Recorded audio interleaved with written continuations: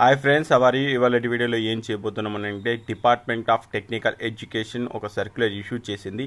ఆ సర్క్యులర్ ఏంటి, ఆ సర్క్యులర్ బేస్ చేసుకొని మనం ఒక కాలేజ్ నుంచి ఇంకొక కాలేజ్కి ఎలా వెళ్ళాలంటే దానికి ఎన్ఓసి సబ్మిట్ చేయాలి. ఆ ఎన్ఓసిలో ఏమేమి పాయింట్స్ ఉన్నాయి, సో ఏమేమి సర్టిఫికేట్ సబ్మిట్ చేయాలి, సో దానికి సంబంధించిన టోటల్ వివరాలన్నీ కూడా మీకు ఈ వీడియోలో ఎక్స్ప్లెయిన్ చేస్తాను. దానికన్నా ముందు ఒక చిన్న రిక్వెస్ట్ ఏంటంటే ఫ్రెండ్స్, సో ఇంతవరకు మన ఛానల్ని మీరు సబ్స్క్రైబ్ చేయనట్లయితే ఇక్కడ రెడ్ కలర్లో సబ్స్క్రైబ్ అనే బటన్ ఉంటుంది. ఈ బటన్ క్లిక్ చేయండి. బటన్ క్లిక్ చేసినాక వెంటనే ఒక బెల్ ఐకాన్ కనపడుతుంది. బెల్ ఐకాన్ కూడా అక్కడ క్లిక్ చేయడం ద్వారా నేను ఏ వీడియో చేసినా అందరికన్నా ముందుగా అప్డేట్ రూపంలో మీ మెయిల్కి వస్తుంది, అలాగే మీ ఈమెయిల్కి అలర్ట్ రూపంలో వస్తుంది. ఇక పాయింట్స్ అనేది డిస్కస్ చేద్దాం. డిపార్ట్మెంట్ ఆఫ్ టెక్నికల్ ఎడ్యుకేషన్ అంటే ఇంజనీరింగ్ కాలేజెస్కి, టెక్నికల్ కాలేజ్కి సంబంధించినటువంటి ఏ ఇన్ఫర్మేషన్ ఉన్నా, ఏ సర్క్యులర్ ఉన్నా, ఏ జీవో ఉన్నా మనకి ఈ సైట్లో ఇవ్వడం జరుగుతుంది. సో దీంట్లో నోటిఫికేషన్స్ అండ్ సర్క్యులర్ అని చెప్పేసి ఒక ఆప్షన్ ఉంది. నోటిఫికేషన్ సర్క్యులర్ క్లిక్ చేయండి. నోటిఫికేషన్ అండ్ సర్క్యులర్ క్లిక్ చేస్తే సో దీంట్లో అన్ని సర్క్యులర్స్ ఉంటాయి. సో దీంట్లో మనకు 24 మార్చ్ 2019 రోజు ఒక సర్క్యులర్ ఇష్యూ చేయడం జరిగింది. ఆ సర్క్యులర్ ఏంటి, సో క్లిక్ చేద్దాం. సో క్లిక్ చేస్తే ఇక్కడ చూడండి ఫ్రెండ్స్, దీనికి సంబంధించిన కమిషనర్ ఎవరంటే నవీన్ మిట్టల్ ఐఏఎస్ అధికారి. సో వీళ్ళు ఇష్యూ చేసిన సర్క్యులర్ ఏంటంటే transfer of students from one engineering college are pharmacy architecture MBA MCA college to another for the academic year of 2019-20. So అంటే ఒక కాలేజ్ నుంచి ఇంకొక కాలేజ్కి వెళ్ళడానికి అని చెప్పేసి మనకు 1920 అకాడమిక్ ఇయర్లో మనకు ఒక సర్క్యులర్ ఇష్యూ చేయడం జరిగింది. ఇది ఎవ్రీ ఇయర్ మనకు మ్యాక్సిమం ఎప్పుడు వస్తుందంటే 24 మార్చ్, అంటే మార్చ్ లాస్ట్ వీకో లేదంటే ఏప్రిల్ ఫస్ట్ వీక్లో మనకు ఇష్యూ చేయడం జరుగుతుంది. సో దీనికి ఏంటంటే దీనికి సంబంధించిన డేట్ ఆఫ్ అప్లికేషన్ ఎప్పటి స్టార్ట్ అవుతుందంటే ఏప్రిల్ 1 నుంచి అప్లికేషన్స్ అనేది స్టార్ట్ అయిపోతుంది. సో దీనికి ఎవరు ఎలిజిబిలిటీ, సో ఎవరైతే first year, second year, third year ఎవరైతే కంప్లీట్ చేస్తారో అంటే both semester, first semester, second semester కూడా అదే కాలేజీలో చదువుతుండాలి. సో వాటికి సంబంధించిన ఎగ్జామ్స్ అన్నీ కూడా వాళ్ళకి ఎప్పుడు అయిపోవాలంటే May 31 లోపు అయిపోవాలి. సో ఆల్మోస్ట్ అంటే మనకి సెకండ్ సెమిస్టర్ ఎగ్జామ్స్ అన్నీ కూడా ఈ 31 May లోపు అయిపోతాయి కాబట్టి అందరు కూడా ఎలిజిబిలిటీ ఉందని చెప్పొచ్చు.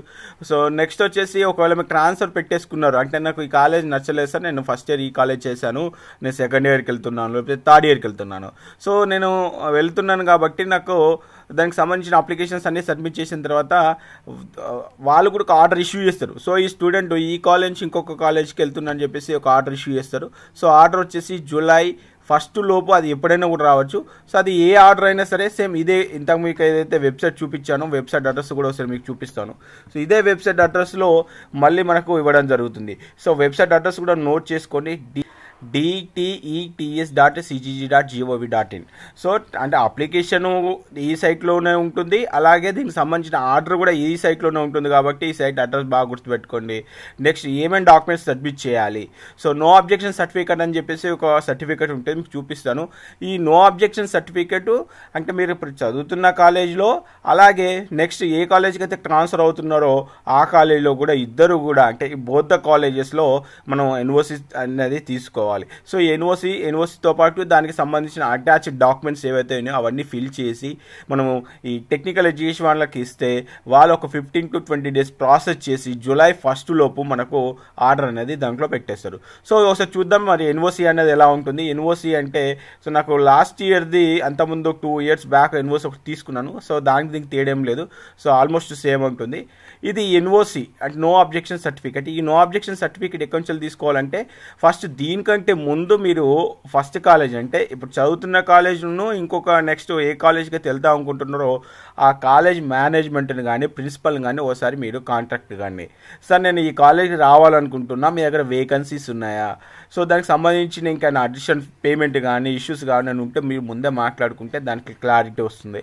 సో కాబట్టి ఫస్ట్ అంటే ఎగ్జిస్టింగ్ కాలేజ్ మేనేజ్మెంట్తోని నెక్స్ట్ ట్రాన్స్ఫర్ అయ్యే కాలేజ్తో మాట్లాడడం better.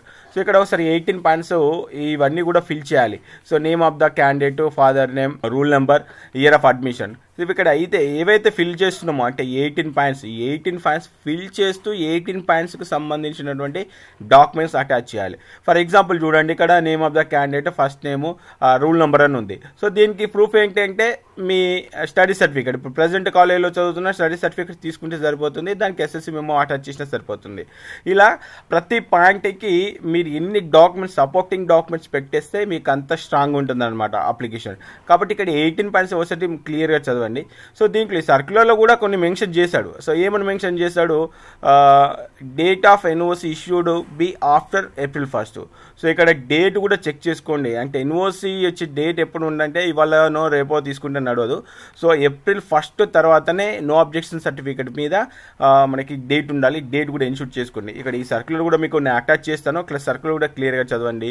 Next, both the original NOC shall be submitted in 18 points format only. ఇందాక మీకు చెప్పాను కదా 18 పాయింట్స్ ఏవైతే ఉన్నాయో 18 పాయింట్స్ ఫిల్ చేయాలి. ఏ ఒక్క పాయింట్ ఫిల్ చేయకపోయినా కూడా ఆ అప్లికేషన్ అనేది రిజెక్ట్ అవుతుంది. కాబట్టి so both the college how to fill the 18 points document and with attached document. Next వచ్చేసి ఇక్కడ సీరియల్ నెంబర్ 9 అలానే సీరియల్ నెంబర్ 12 అని చెప్పేసి మనకు స్పెసిఫిక్ ఇవ్వడం జరిగింది. ఒకసారి చూద్దాం. సో ఇక్కడ ఎన్ఓసికి వచ్చేస్తే సీరియల్ నెంబర్ 9 వచ్చేసి సో ఇది కాలేజీ వాళ్ళు చేస్తారు, మీకు ప్రాబ్లం లేదు. సో నెక్స్ట్ వచ్చేసి serial number 12. So serial number 12 వచ్చేసి ఇంటేక్ ఆఫ్ ఫస్ట్ ఇయర్, అంటే ఇది కూడా కాలేజ్ వాళ్ళు చేస్తారు. సో ఇక్కడ 16-17 అని ఉంది, ఎందుకంటే అది ఓల్డ్ డాక్యుమెంట్ కాబట్టి ఇలా ఉంది. సో ఇక్కడ ఇంటేక్ ఏంటంటే వాళ్ళకి ఫస్ట్ ఇయర్ ఇంటేక్ 420 ఉన్నాయా, 500 సీట్సా, 600 సీట్సా అనేది వాళ్ళు సబ్మిట్ చేయాల్సి వస్తుంది. ఇక్కడ ట్రాన్స్ఫర్ చేయడానికి వాళ్ళకి ఎంతవరకు పర్మిషన్ ఉందంటే ఓన్లీ 1% పర్మిషన్ ఉంది. సో ఇక్కడ 14th పాయింట్ చూడండి, whether the NOC issued against the 1% ceiling limit. So అంటే ఇప్పుడు ఆ కాలేజీలో ఒక 60 లేకపోతే 70 లేకపోతే 100 ఉన్నాయనుకోండి, ఓన్లీ 1 క్యాండిడేట్ ట్రాన్స్ఫర్ చేయొచ్చు. సార్ నేను మా బ్యాచ్ అంతా ఉన్నాము, మేము ఒక 5-10 మెంబర్స్ ఉన్నాము, అందరం కలిసి ఈ కాలేజ్కి వెళ్దాం అనుకుంటా అంటే కుదరదు. ఓన్లీ 1 or 2 సీట్స్ ఉంటాయి. ఇఫ్ ఇన్ కేసు ఆ కాలేజీలో ఒక 500 సీట్లు ఉన్నాయనుకోండి, సో 5గురు వెళ్ళొచ్చు. 1000 సీట్లు ఉంటే 10 మంది వెళ్ళొచ్చు, అంటే 1%. అంటే ఒకవేళ సార్ మరి 60 ఉన్నాయి సార్ అనుకుంటే కనుక ఒక సీట్ అయితే కంపల్సరీ ఉంటుంది. అంటే 0.5% లేకపోతే 0.6% ఉన్నా కూడా వాళ్ళు ఒక సీట్ అలాట్ చేస్తారు. కాబట్టి అంటే మనకు ఎంసెట్లో ఉన్నన్ని సీట్లు దీంట్లో ఉండవు, ఓన్లీ 1% ఉంది కాబట్టి. సో అందుకని చెప్పేసి ముందు మీరు ఎగ్జిస్టింగ్ కాలేజ్తోని అలాగే ఏ కాలేజ్కి అయితే ట్రాన్స్ఫర్ అవుతున్నా ఆ కాలేజ్తోని బోత్ ద కాలేజ్తో ఫస్ట్ డిస్కస్ చేసి దాంట్లో సీట్ వేకెంట్ ఉన్నాయా లేదా కనుక్కోండి. ఓన్లీ 1% ఉంది కాబట్టి సో మనకి చాలా తక్కువ. సో ఇవి అందరికి ఇస్తారా అంటే అప్లికేషన్ అయితే అందరు కూడా చేసుకోవచ్చు. సో అప్లికేషన్స్ వెరిఫై చేసి ఎవరిది జెన్యూన్ రిజల్ట్, సో ఎవరిది జెన్యూన్ రీజన్ అని చెప్పేసి వాళ్ళు క్రాస్ వెరిఫై చేసిన తర్వాతనే మీకు ఆర్డర్స్ అనేది ఇవ్వడం జరుగుతుంది. సో ఇక్కడ వీటి పాయింట్స్ మీకు ఒకసారి అన్ని క్లియర్ చదివితే మీకే అర్థమైపోతుంది. సో నెక్స్ట్ దీంట్లో 18.12 పాయింట్స్. నెక్స్ట్ వచ్చేసి స్టూడెంట్ కోటా. అంటే స్టూడెంట్ కోటా వచ్చేసి మీరు మేనేజ్మెంట్లో ఫిల్ అయ్యారా లేకపోతే కమ్యూనర్ కోటానా ఏంటి అని చెప్పేసి మీ దగ్గర అన్ని ప్రూఫ్స్ ఉంటాయి. అలాట్మెంట్ ఆర్డర్ ఉంటే అలాట్మెంట్ ఆర్డరు, లేకపోతే college admission form. So each and every point ఇక్కడ ఏ పాయింట్స్ 18 పాయింట్స్ ఉన్నాయి కాబట్టి 18 పాయింట్స్ క్లియర్గా ఫిల్ చేసి సో వాటికి సంబంధించిన డాక్యుమెంట్స్ ఈవెన్ కాలేజ్ వాళ్ళు ఇవ్వకపోయినా వాళ్ళని అడిగి so college affiliation letter, admission letter, next వచ్చేస్తే అలాట్మెంట్ ఆర్డర్, ఇవన్నీ కూడా మీరు గ్యాదర్ చేసుకోవడానికి ట్రై చేయండి.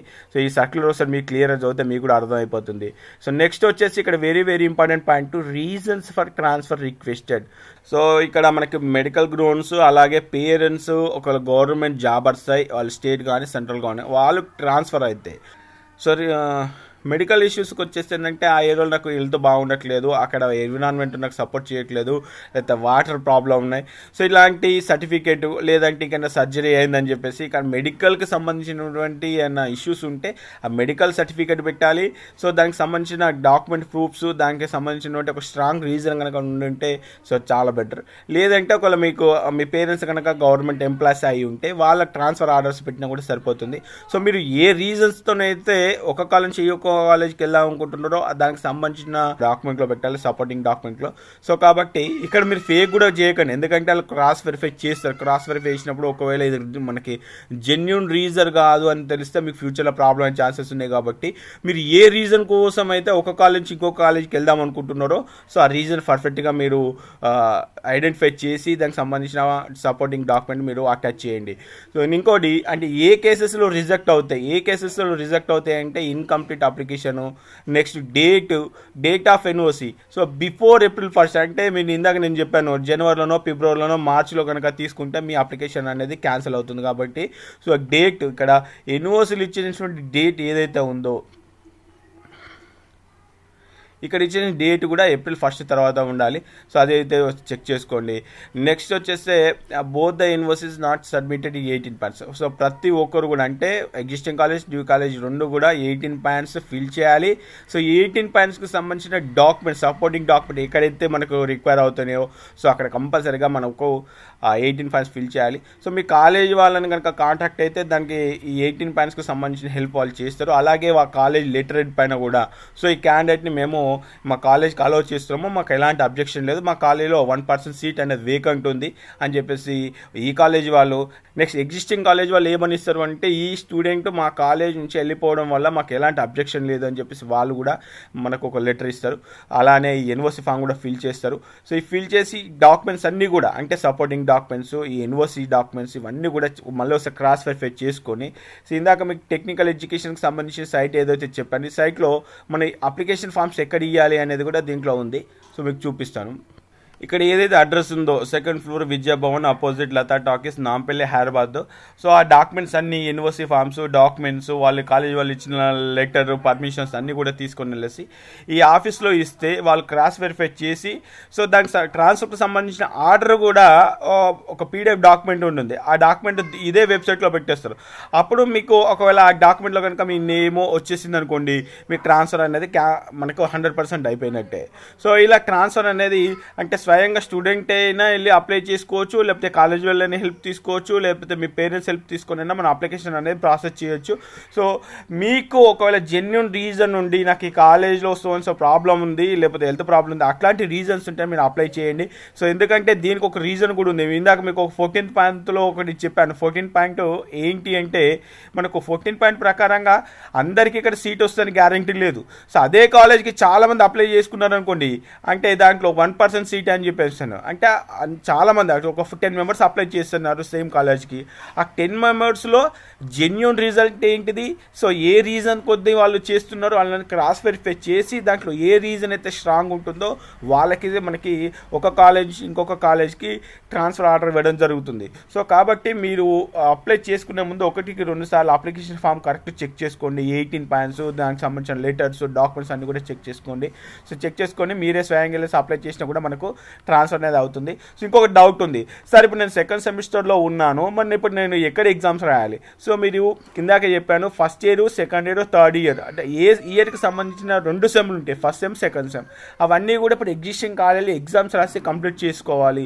నెక్స్ట్ కాలేజ్కి ట్రాన్స్ఫర్ అయిపోతే అప్పుడు 1st సెమ్ 2nd సెమ్ అక్కడి నుంచి అప్లై చేసుకోవాలి. అంటే మధ్యలో ఒక సెమిస్టర్ కంప్లీట్ అయిపోయిన తర్వాత ఇంకో సెమిస్టర్కు వేరే కాలేజ్కి వెళ్ళడానికి అయితే ఛాన్స్ లేదు.